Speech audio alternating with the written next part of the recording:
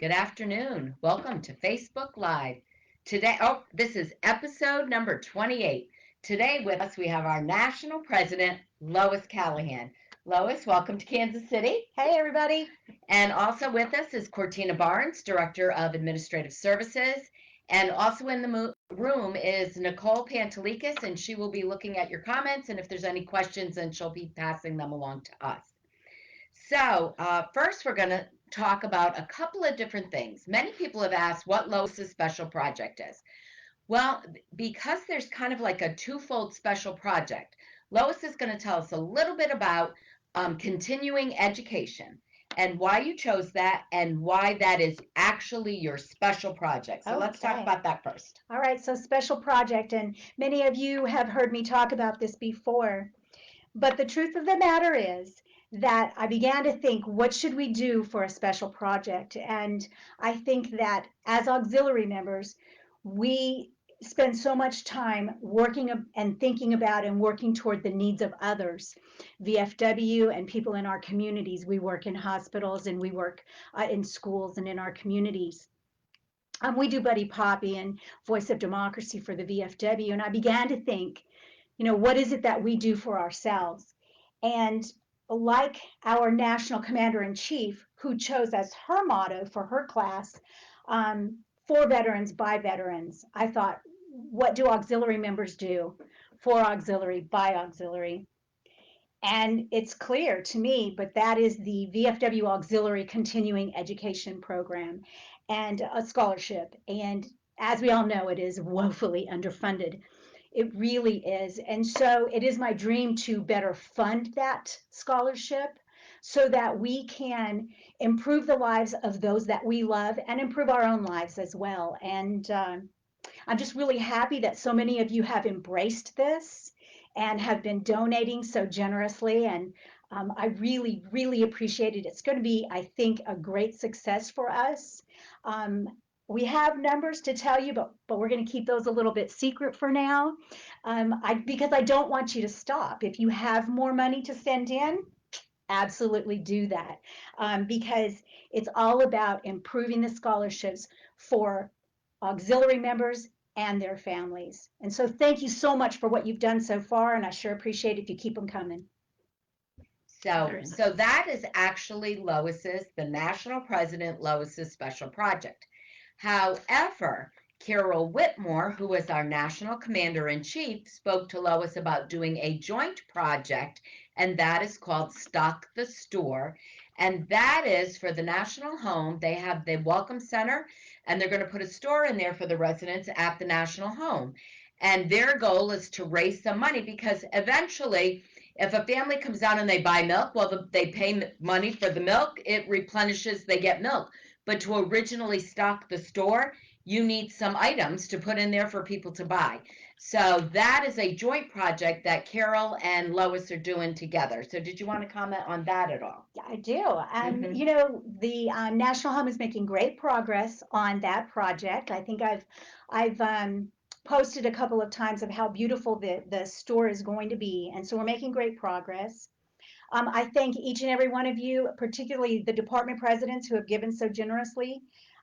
If you get a chance, department presidents, please thank your VFW counterparts for also donating and digging deep in their pockets for this. It's really going to make life a lot easier for for the residents there at the home. And I'm really excited about we've piggybacked on what was started by National President Martinez and National Commander in Chief Sarmiento. And so Carol and I are very happy to be piggybacking on that and completing that project. And we thank you so much for what you've done so far. Again, keep them coming if you've got more. Thank you so much. Mm-hmm.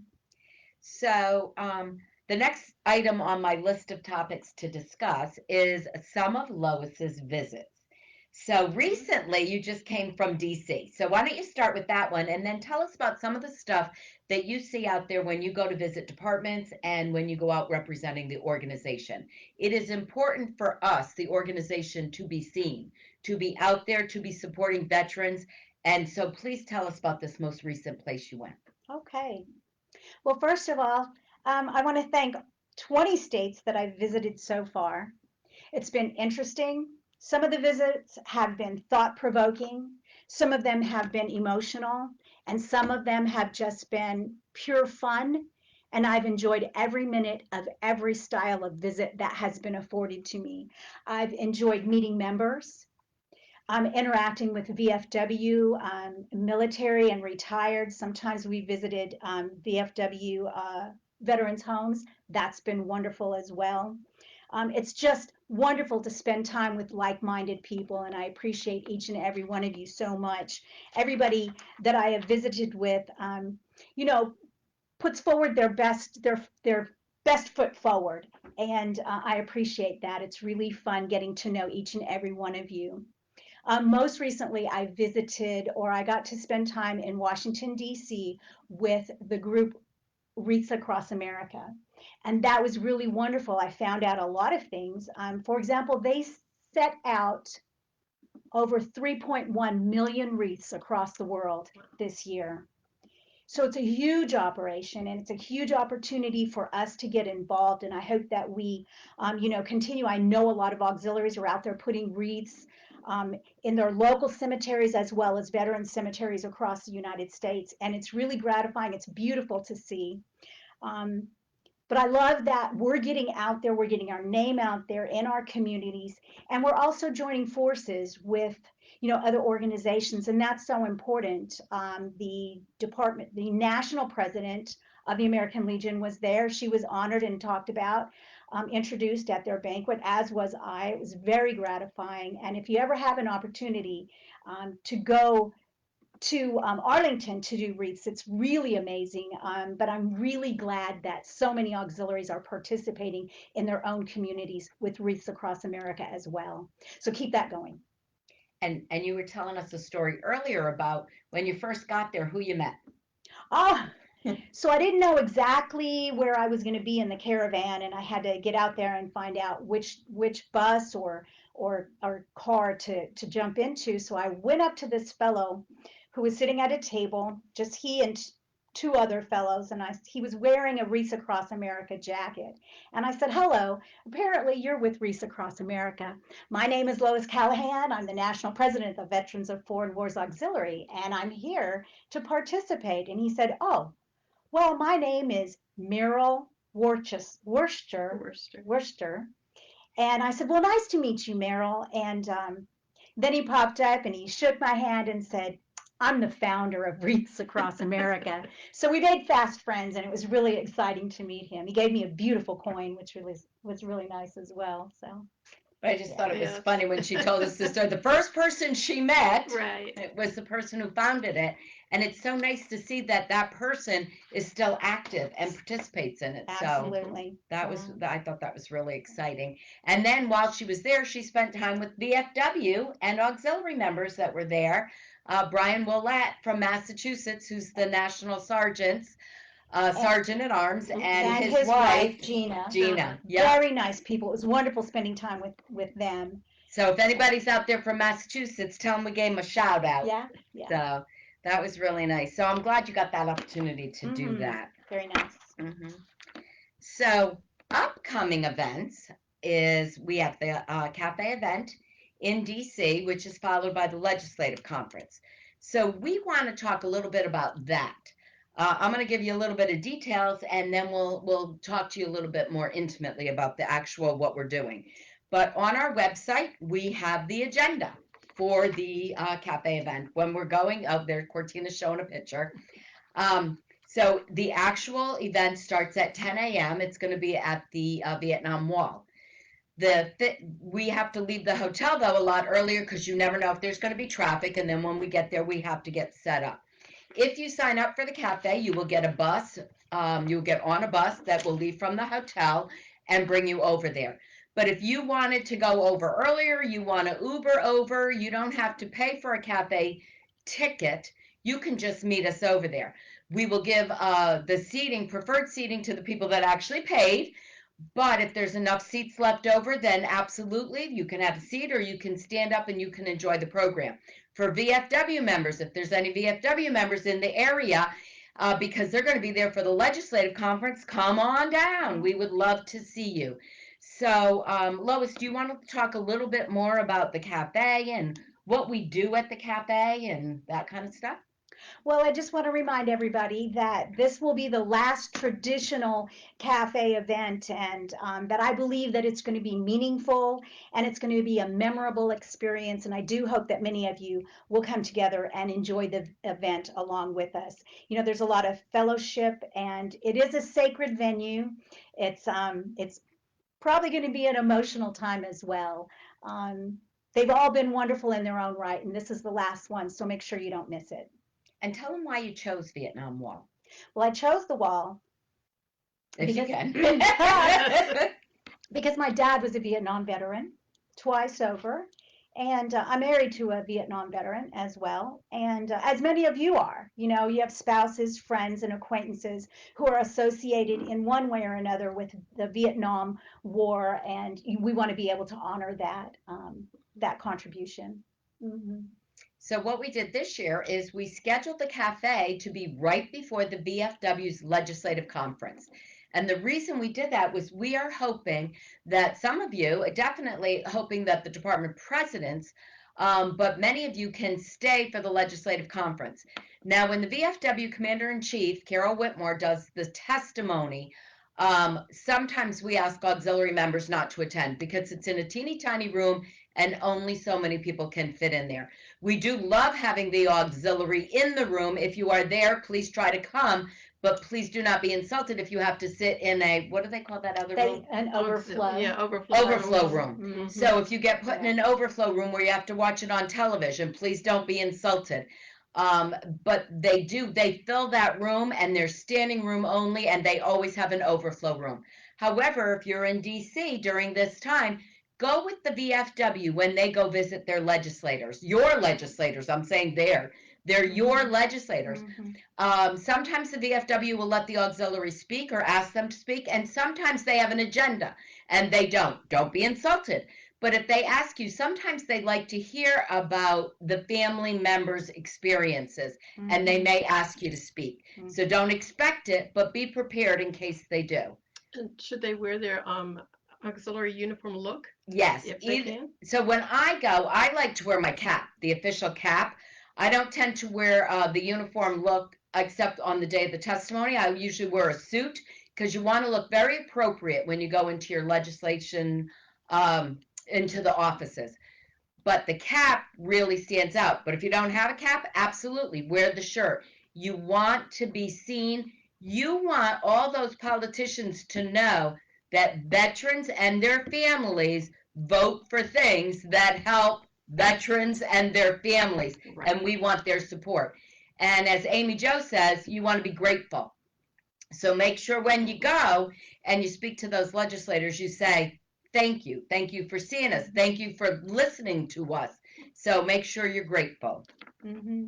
So. You know, I was going to quote Amy Jo as well. Oh, and okay. One of the things that she says is to approach your legislators always with respect and gratitude. So remember that we are there on a very respectful mission. But I completely agree with Commander-in-Chief Carol Whitmore in her enthusiasm for the legislative program, because I really do believe it is one of the best ways that we have to advocate for our veterans. And I'd love to see as many of you out there participating. Presidents, department presidents, don't forget, you will get a little stipend, a little bit of help. All you have to do is, we'll tell you the specifics later, but you know that you have to just have a picture taken with one of your legislators. Or their representative, or their in case representative. their rep is Mm-hmm. out of town or Mm-hmm. something. If you meet with, yes. Do you have a question? A member says that she has been told the cap should be referred to as a cover. Is there a difference in that wording? Does that matter to us? Well, typically the VFW calls it their cover. Mm-hmm. Truly. Mm-hmm. I call it the official cap, and I think it's in our bylaws as the official cap, but VFW members definitely call it a cover. If you call it a cover or if you call it a cap, I don't care as long as you wear it. I am good. Mm-hmm. So, we did want to talk about, we have the upcoming mid-year Midyear Council of Administration meeting and the cruise. So this year, there's no cabins left. We had originally planned on 400, and there's 422 going. So they had to get some extra cabins and stuff. It is going to be an amazing turnout. So if you're listening to this, you probably cannot go at this time if you haven't already signed up.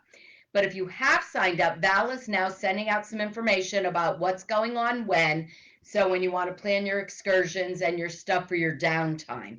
But we are really looking forward to having a wonderful council meeting with lots of members in attendance. And did you want to, and Arkansas, talk about Arkansas and the celebration. So first of all, I just want to mention, if you are interested in coming and you're not already signed up, don't completely lose heart, because talk to Val. I would encourage you to call Val and talk to her at BTS, because there's always those situations where someone calls back and says they can't make it and a cabin opens up. So you maybe want to get on a waiting list, right? And then the second thing I wanted to mention is that Team Arkansas is very excited about, we're going to have a lot of fun, prizes, games, interaction. So we're really planning a lot of fun stuff, and make sure you're there.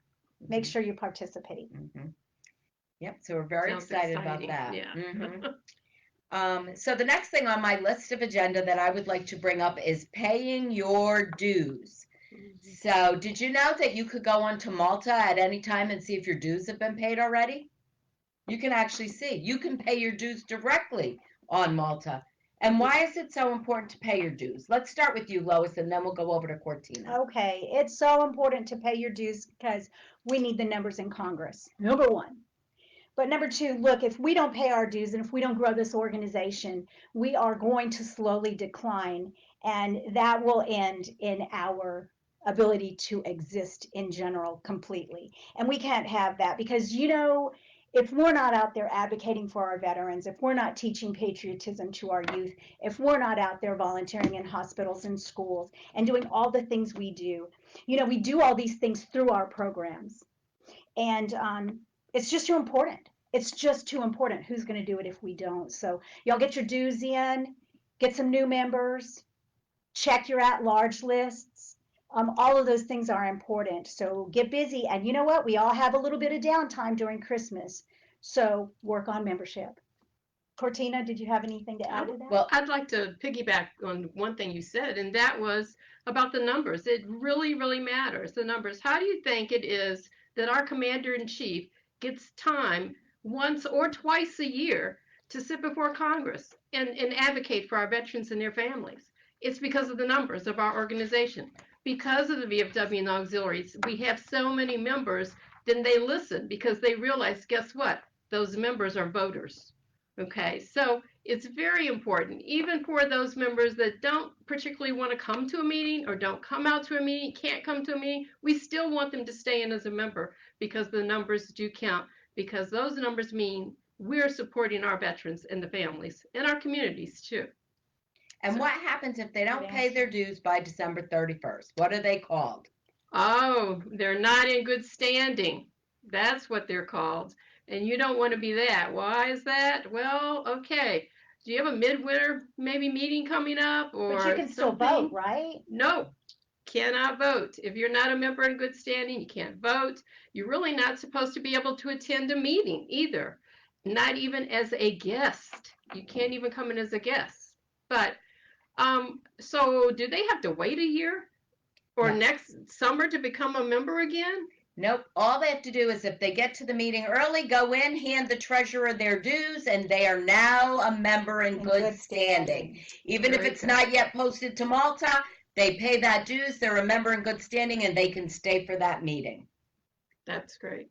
However, if they don't pay the dues by June 30th, and on July 1st, they want to pay their dues, now they are not a member in good standing. They're not even a member.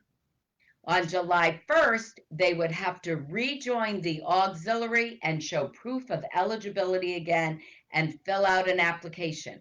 So you're not in good standing from January 1st to June 30th if you don't pay the 26 dues By June 30th, you're in that not a good standing. But after July 1st, you have to rejoin. You're not in any standing. You're not in any standing, that's right. And what happens with the, eligibility for a cancer grant then? Exactly. You have to wait a whole nother year if you're a member not in good standing, you pay your dues, you don't lose that continuous membership. Right. Yeah. But if you wait till July 1st, then you are no longer a member at all, and you would have to start over with your years of membership.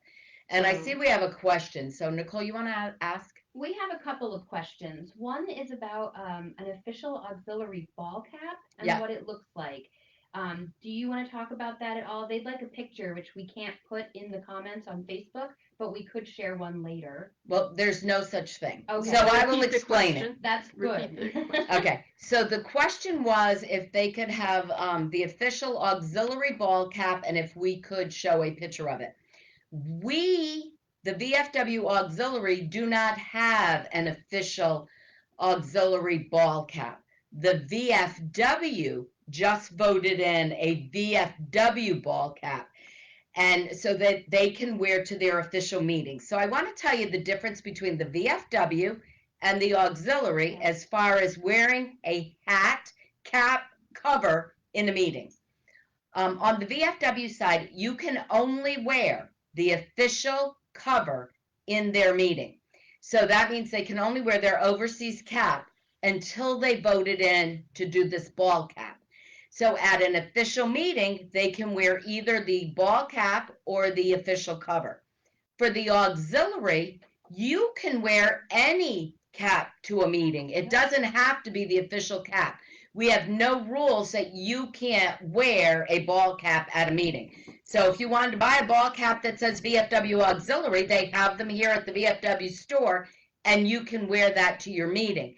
We don't have that rule that the VFW has, that only the official cap cover can be worn at a meeting. So I hope that explains that.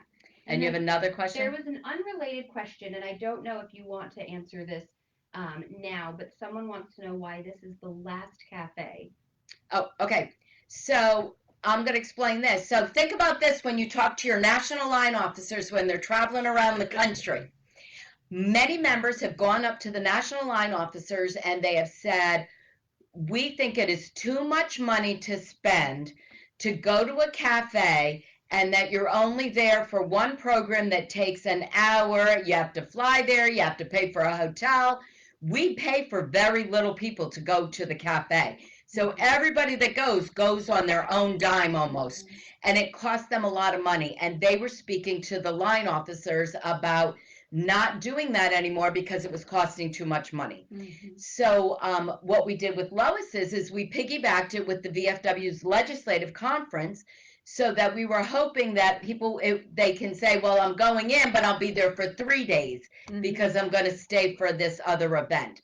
So that's why the cafe is being phased out, was because the line officers following Lois have heard that the members felt that we were spending too much money for too little time. For one day. For one day event. Because the events themselves they've loved.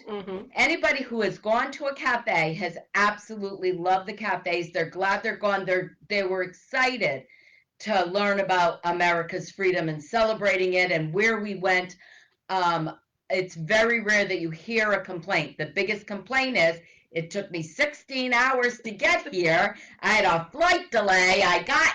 So that is why this is the last one. So we're hoping you really come to that. And was there any others? That's it for now. Okay. All right. So let's go on to new applications. So for this one, I'm going to start with Cortina. So do you want to tell about the new? Yeah, go ahead. Yeah. You guys talk about it. She's got the prop. Here's what it looks like. The brochure. Join us brochure. Super scary because it looks just almost like the other one. And for all the technical details, take it away, Cortina. Well, I think all of the department treasurers, or most of them, have been trained that we do have a new application. And it was starting this month that it would be available online, and it is. And starting next month, it will be available to get hard copy in the Join Us brochure. So you know how you can write into us and request to receive Join Us brochures? You will receive the new Join Us brochure with the new applications starting in January if you make that request. One of the big things of the application is it no longer has a place for someone to put their credit card information. That's the biggest thing I would say about this application. That was something we did to be in compliance, because we should not, just like you should not, treasurers, be holding on to anyone's personal credit card information. So we made it easy for you. We took it off the application. So then you say, well, how do people pay with a credit card? Well, once you've turned this in, they will be contacted, and they'll receive a phone number they can call to call in their credit card information and do it that way. Anne, did you want to say anything else about it?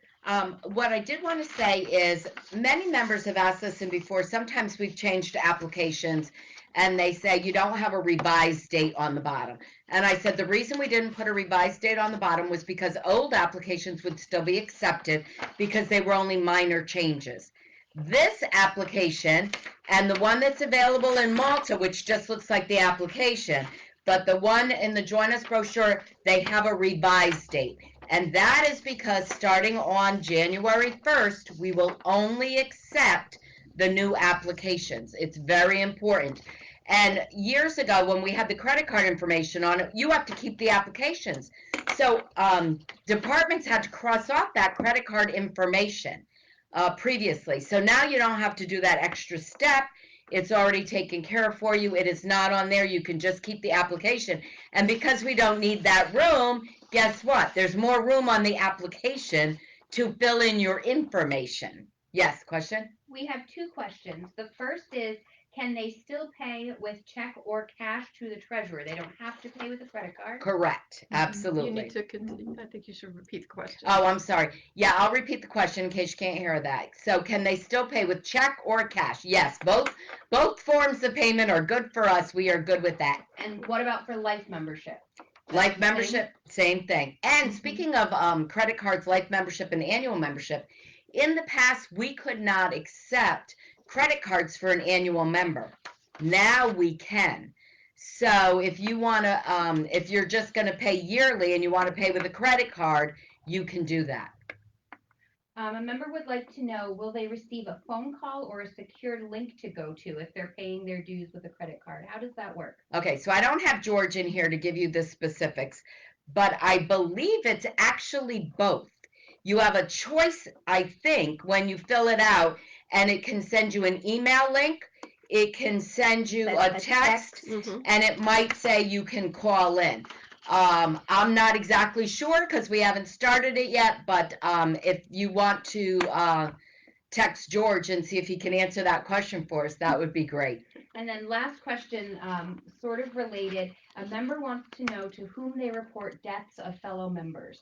Okay. If they are not an officer, like who do they tell? So if you know of a member that has passed away, you have several options to report a death. One, you could tell your auxiliary treasurer. The treasurer can just go in and put it into Malta. You can actually send an email to our membership email. So that's membership@vfwauxiliary.org. And just send in, let us know when the member passed away, and you can send that in to us, and we can do it.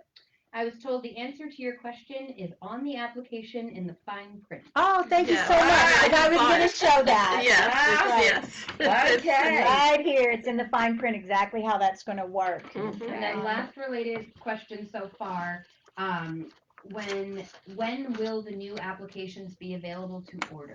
The new applications are available to order right this very second. We have them in, we will mail them. Because if you vote somebody in December, and you want to send in the application to your department treasurer and they don't get it till after January 1st, we want you to have the new application. So if your member meeting is December 27th, you want to use the new application. So they are available now, and they are also available now in Malta, I believe. Yes. Okay. So here's my question. In that they look just like the old one on the outside, is the only way to tell the difference right here where it says revised, and then where the fine print talks about sending in your, that they will send you a link. Yeah, so the application itself is actually set up differently. So if you had two side by side, you could see the differences. You would see it. But to look at it quickly, it looks a lot like the other one. Yeah. And the new Join Us brochure, we actually changed a little tiny bit of the verbiage, but not much. It changes the order of things on the application. The order of things on the application changes to make it easier for the department treasurers to enter it into Malta. We put it in the order of which they need things. So the old application, the top thing was the recruiter. Right. Who recruited them. Now it's further down because they don't put in the recruiter first when you're filling out an application. Right. They put in the name of the applicant first. So we did change the order of things. Okay. Yes. We have two more questions. First, are individual auxiliaries who accept credit card payments for events allowed to take credit card payments for new members? So. Okay, so no. Yes and no. Okay. So the question is, auxiliaries that vote to take credit card payments. So say you're having a bazaar and you're going to sell stuff and people and your auxiliary voted to accept credit card payments. They can take the credit card payment. If you have a member that wants to join, you can't put in a new member application. It has to go to the department. Only departments can put in new member applications. So they couldn't give you the credit card to pay to send to department unless they paid through the Square and then the department sent a check to the auxiliary. So I wouldn't do it. It's way too convoluted. I would only have them fill it out and they can reach out to them about the credit card. A member wants to know if I turn in a resignation letter from the VFW auxiliary, does my membership expire when I turn in my letter, or does it expire on December 31st of that year? So if you no longer want to be a member, we're very sad to lose you. We don't want to lose any members. We would ask you to just hang on to your membership. But if you want to quit, you have two choices. You could send us an email saying, I am totally fed up and I want to quit, take me off the rolls, and we'll take it as when we receive the letter. If you're a life member, we will take you out. You do not get a refund. If you're an annual member, you do not get a refund. But if you just say, I'm not going to pay my annual dues, then you're no longer a member starting July 1st. So it is, but if you say, I'm done, I don't want to be a member anymore. And then you send your card and then we do it then. Correct. Now, there's other instances where somebody may no longer be a member. And that would be if, say, you signed up your grandson or granddaughter, and then they went off and fought in a war because they're a veteran, then they're no longer eligible for the auxiliary. So then they can send us their membership card and say, and here's a copy of my VFW membership card. I can no longer be an auxiliary member. They'll actually get a partial refund depending on how long they've been a member. Okay. So that also happens. So if you're found to be ineligible, though, if you joined under somebody and it was actually your uncle and not your father or whatever, you do not get a refund for that. So, okay, another question. Do other departments consider podium books a must-have office supply to routinely purchase annually? Yes. Yes. They are. Yes. Yes. I feel like this is a matter of opinion. So, but that's the question. Do they consider it a must-have? Yes. Probably. So in our bylaws, it states that the president, secretary, and treasurer should have a podium book. We suggest everybody gets them. However, you can get them on Malta now. So you can go into Malta and anybody that's a member can see the podium book. So you don't necessarily have to buy it. I personally like the hard copy because if I find something that's in the podium book that needs to be changed for next year because we didn't consider something or there's a typo, I like to write in it. But yes, they should get one. They should always have one in an auxiliary. to make notes in. But you can get it in Malta, and that's okay. And in Malta, it's under member resources. It's available to everyone. Everyone. Under member resources, you'll find the podium, the current podium edition. So 2026 is there. You'll also see the National President's Program book and the Building on the Auxiliary Foundations book online for you. Yep. We have another question about the new applications. Can you remind members where to find the order form for the new Malta applications? It's in Malta for sure. Or you could send an email to info@vfwauxiliary.org and say, my auxiliary would like 50 membership applications. And if you have something coming up, don't wait till the last minute. Don't say we got a recruiting drive this weekend. Say we have a recruiting drive in January. Can you please send us some applications? Or February. Or February, yes. But don't wait till the last second. Yes. Members are also asking about the agenda for CAFE and where that is available. The agenda for CAFE is on our website. Under events. Under events. Excuse me. Yep, so they can find that there. Tells when the bus will pick you up, that kind of stuff. Where. So that is all on there. There is no agenda out there for legislative conference because that comes from the VFW.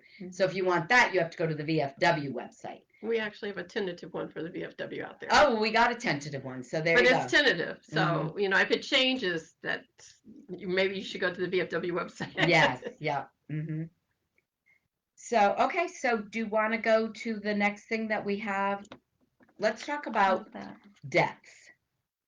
Let's talk about treasurers. Okay. Let's talk about members that are over 100 and, how old did you say, Nicole? 112. Did you know that the auxiliary has a lot of members that are over 112 years old? And also the life payments. Yes. So we voted this year at National Convention that if we're making life payouts to auxiliaries that have had members on their rolls for many years and have not gone through their rolls to check, that they could be liable for some of the life payouts that have been paid to them. So we really need you to look at your membership rolls. So have the treasurer go in. Now, obviously you may not be able to find an obituary for some member, but I would start by looking at, you can go into Malta and go into view members, and you can actually look at them by age and look at anybody that's over 100 years old. Start with them and see if you can locate to make sure that they're, and you know what? I've always said the auxiliary keeps people young. We have many members that are over 100 for sure. We have one for sure that's 109. That's one of our oldest is 109. Wow. So you don't want to be deceasing somebody just because they're a certain age, but you do want to check on them. And but we don't want to lose anybody either. So if you have a member that hasn't paid, so when we get into the new year, when they're those members that are not in good standing, it's also important for the treasurer or the membership committee. The bylaws say you should have a 5-team membership committee. They can go in and try to reach out to those members and say, hey, if you don't pay by June 30th, we will lose you as a member. So it's very important. And what happens if they're also an officer and they haven't paid their dues? If they're an officer and they haven't paid their dues, they will go into, they cannot no longer be an officer. They'll actually go to department member at large. And so, well, no, not for those. Oh. For they're not in good standing. They're not so in good stay standing. in the auxiliary. Yeah, but you can't hold be an office. Exactly. Yeah, so if you're not paid. Right, because you're not in good standing. Mm-hmm. And but members that are not in good standing can't be officers. Correct. Yes. And members at large also cannot be in. Yes. That's why she's getting the two. We have two of those right now going on. Mm-hmm. So if you belong to a disbanded auxiliary and you're an officer, you have to transfer. So even though you're a member in good standing, you can't be a member at large. You can't be a member not in good standing and hold office. So that's two reasons why you can't hold office. So it's very important that you get those two things taken care of. So. And talk for a minute about the implications for our department presidents for Circle of Excellence with regard to auxiliaries that are not 100%. Okay. So obviously you're not going to get all of your auxiliaries at 100%. It is truly our goal. We want It could happen. It could happen. It could happen. Yes. We want to be bigger than we were the year before. That is our goal every year. But if your auxiliary is not 100% by December 31st, we have asked the departments to look into this and to reach out to the auxiliaries and say, hey, do you need some help? Do you need a recruiting drive? Do you need us to help call people? Is there a reason your members are not paying? Did something happen? The departments are instructed to reach out to the auxiliaries that are not 100% to help you, not to call you up and yell at you because you're not. So if any presidents are listening, we don't want you to yell at those auxiliaries for not reaching that 100% goal. We want you to reach out and say, what can we do on a department level to help you? Yes. This is a comment, not a question, but you may want to address it. One member says that their auxiliary would carry a deceased member until they found a replacement. Is there a reason not to do that? Yes. So first of all, we'll start with money. Let's pay So we'll start, if they're a life member, so I assume you're keeping them if they're a life member, you get a life member payout. If you get a life member payout for a member that you know is deceased, technically that's fraud. So we don't want to be fraudulent. If they're an annual member, who's paying that dues? So it doesn't even make any sense. So really, you need to go out and look for those new members that you can recruit. And don't forget to go to your VFWs. Every auxiliary has to have a VFW or they can't exist. The VFW gets new members, but do you always go back to them and say, hey, did you get any new members this month? Maybe they have somebody in their family that would like to join. Keep that in mind. Also, we have changed our membership awards so that you can make, now this is not department awards, this is national, but we have changed our membership awards so that if somebody pays, they're considered paid for an award. The only award it affects is the Circle of Excellence if you need extra points. But all our membership awards are based on paid membership. So if they paid and then you deceased them, they're still counted. But they're no longer counted in your current membership. That means you can't call them up and say, hey, can you come down and help with the poppy drive? Because they're not there anymore. The other reason that you want to report a death is if they've ever donated to development. So the VFW sends out those things that says National Secretary Treasurer would like you to donate. Money goes back to your department for that. When they get notified that a member has died, they will send I'm so sorry to the family members of the address that they had. And that sometimes they get reported that member died like 10 years ago. So if you hold up on reporting those and they've been generous enough to make a donation, it could make the organization look really bad that death was never reported. Does that help? I think so. Okay. All right. I will do you want to talk about the next section or do you want me to? I feel like I talk a lot, so. What next section? Where are you? So number 4 is send us your Santas. Send us your Santas. So do you want Nicole to talk a little bit on that? And you could reiterate. I think she should. You're on. Okay. So I think this is our 3rd year now. Loud enough. I think this is our 3rd year of doing something on social media we call Show Us Your Santas. And it doesn't have to just be Santas, but we'd love for members to send in pictures from their holiday events in which they have costumed characters. So Santas, snowmen, elves, the Grinch. We've seen Buddy the Elf. We've seen unicorns. We've seen an old-fashioned couple of clowns.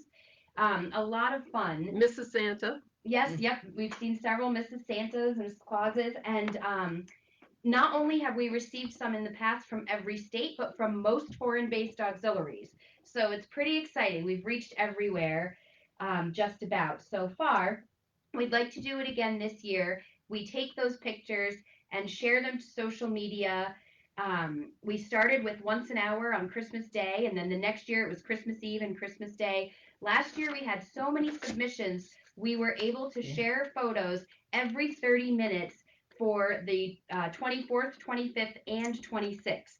It's amazing. So we love them, but the problem is if we schedule too much too fast on Facebook, they lock us out of our account for suspicious activity. Yeah. So if your event has already happened, please don't wait until Friday's deadline to send your pictures. The earlier we can get them scheduled, the less likely we are to be locked out of our account for 48 hours.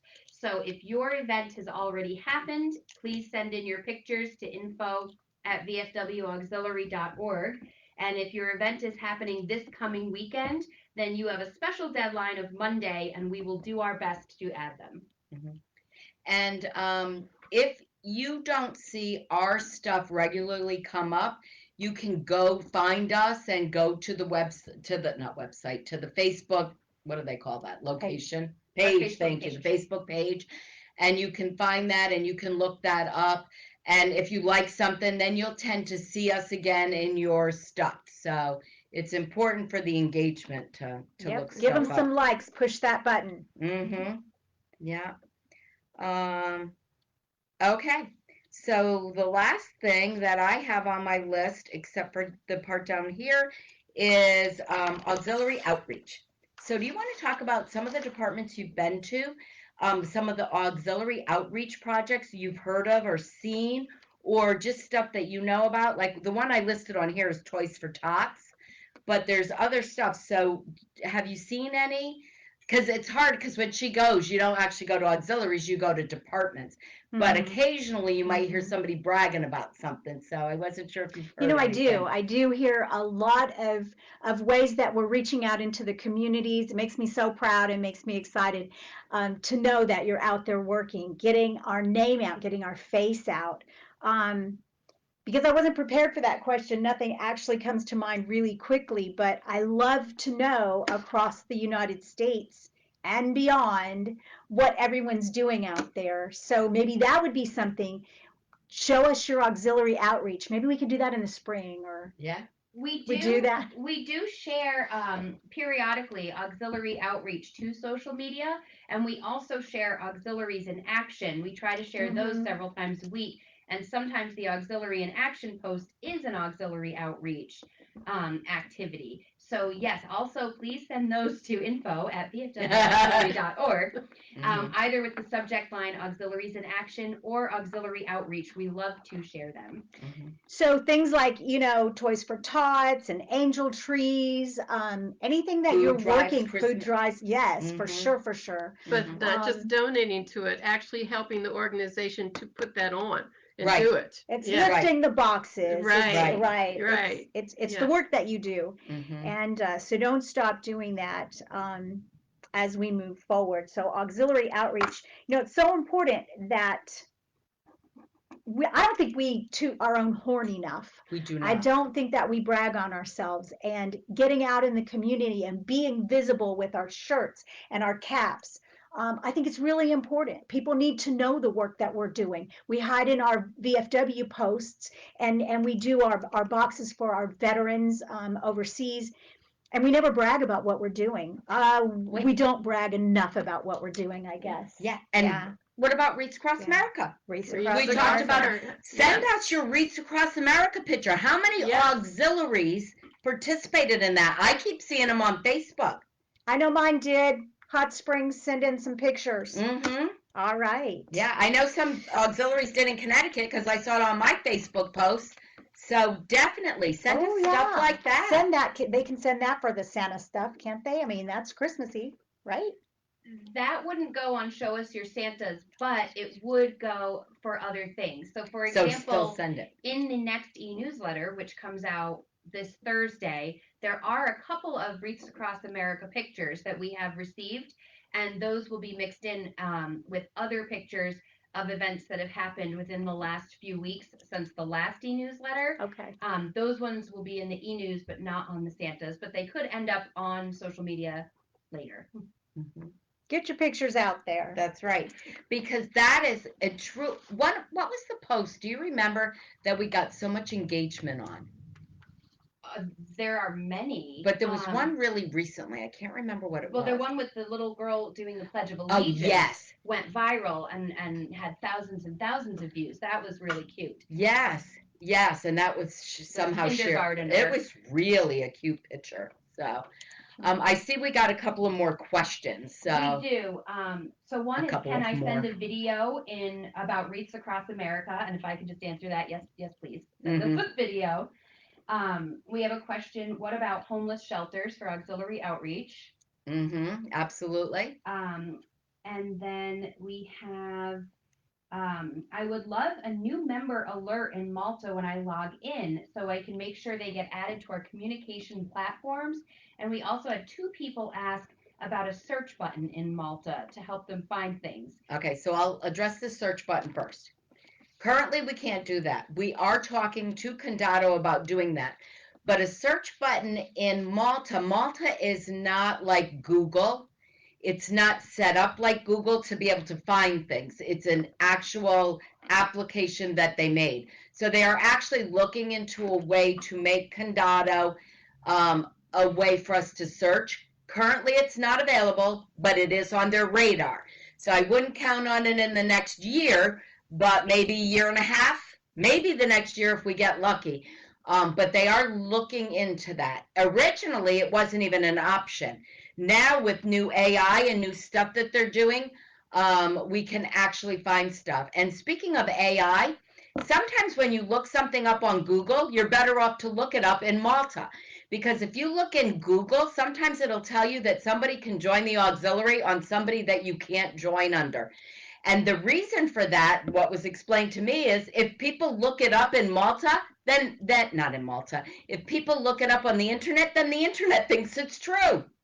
So then they put it out there in AI, and if you ask that same question, they'll say, oh, yes, you can do that. Well, you can't. So it's very important to check in Malta, but fact check. Fact check. But hopefully, yeah, when you're using AI, do a fact check. But hopefully, someday we will be able to do that. So that was that one. And what was the other question you asked me? That's a great question. So many more comments have come in that it has disappeared. Okay. And I'm trying to find it again. Okay. There was one on the PBS. That was a question about doing a PBS. Someone wants to know if we could do a PBS membership drive and get celebrities to help. Absolutely. That would fall under your Historia Media Relations person. You can do it. But that's part of Historian Media Relations, is getting the word out, and membership combined together. Absolutely, you can do something like that on PBS if they let you. I have not found that other question yet. I'm still looking. But in the meantime, we were also asked, can you do auxiliary outreach while also participating in a program? For example, like helping at an event for veterans that's not VFW sponsored, but then also donate to their food drive. So yes, typically we have veterans and family support. So if you donated to their food drive and it's benefiting veterans, then you could possibly report it under veterans and family support. And you could also report it to the VFW for community service. But outreach, we're trying to have it be more of a visible, you go, you help, you do. So the donation itself wouldn't count on outreach. Does that make sense, I hope? Okay, you found the other question? It was about a new member alert in Malta. Oh, yes. New member alert. So I wish George was in here because he knows much more about Malta and alerts and stuff like that. But I will say this. There is a place in Malta. Something happens in Malta when a person joins your auxiliary and the department puts it in. It pops up somewhere for the treasurer, not for any member to see. So somewhere in there, there's a way. So I would reach out if you have that specific question. Reach out to membership at vfwauxiliary.org, and they can give you the exact answer. But I do know that there is a way that you can see it because I asked George this just the other day. And there's another question about the department treasurer. It says the department treasurer will be able to start scanning the application. Will that start after January 1st? Yes.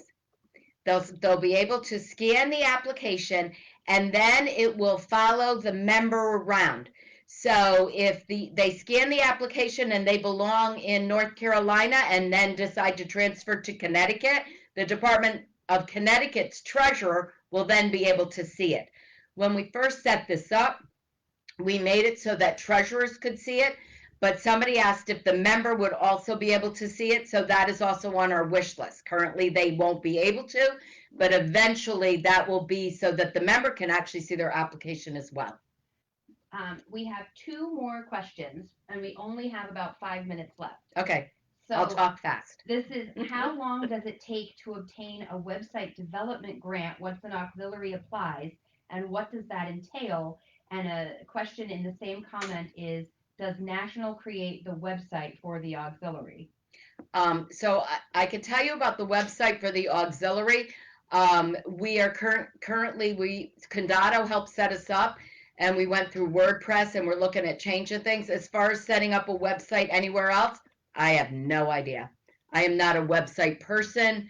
I don't know if either one of you know. I've never set up a website. So that is not a question that I can answer, but other people may have set it up and they may see it on here. They can send us some information and we could get that. Oh, go ahead, I can Nicole. partially answer. I can say we sometimes get questions for the communications team asking us to help them set up either their website or their Facebook page.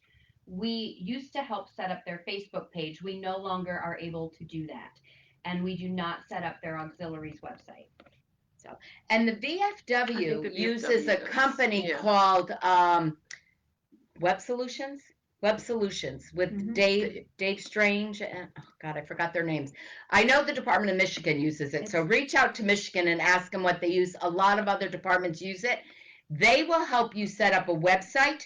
They will give you the first. They used to give you the first year for free, and then after that, you have to pay, and it's not a large figure. They would be able to help you. I know Missouri uses it. I know Michigan uses it.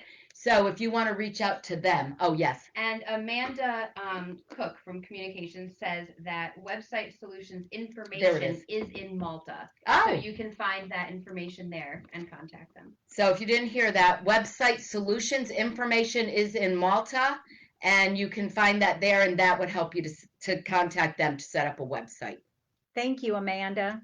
Mm-hmm. So we have 4 minutes left. I want to turn this over to Lois so she can make her final comments and things like that. Now we have 3 minutes because I said that too long. So go ahead, Lois. So and thank you for being with us. Thank you very much. So I just wanted to talk to you about communication. So we all have different communication styles. Some of us are very direct. Don't look at me. Some, moving straight to the point, and others want to discuss and analyze every aspect of a situation before they make a decision. Mm-hmm. Some are loud, and others more introspective. Some stick only to the facts, while others wear their feelings on their sleeves. There's so many styles of communication, but one thing is sure, that we have to become more tolerant. We have to be more tolerant of one another, giving greater levels of grace and respect and understanding to one another. Try to remember our shared goals and our shared objectives. And okay, while it seems inadequate for me to say just be nice, I'm going to say it anyway. When you're communicating with one another, just be nice. Just be nice. Talk to people how you would expect them to talk to your mama. Ooh. Nice and respectful. Mm-hmm. So I'd like to thank you all for joining us today. Can I wrap this up a little bit? Mm-hmm. I'd like to thank you all for joining us today. I hope you have a warm and wonderful holiday season. And while you're preparing for all the special days ahead, spending times with your family and your friends, please don't forget about all of our veterans that are deployed around the world right now, keeping us safe.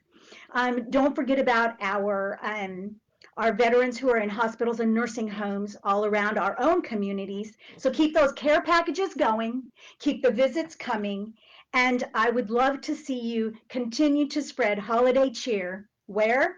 From sea to shining sea, honoring veterans who keep us free. Thanks for joining us today. Thank you very much. Thank you, Madam President. That was wonderful.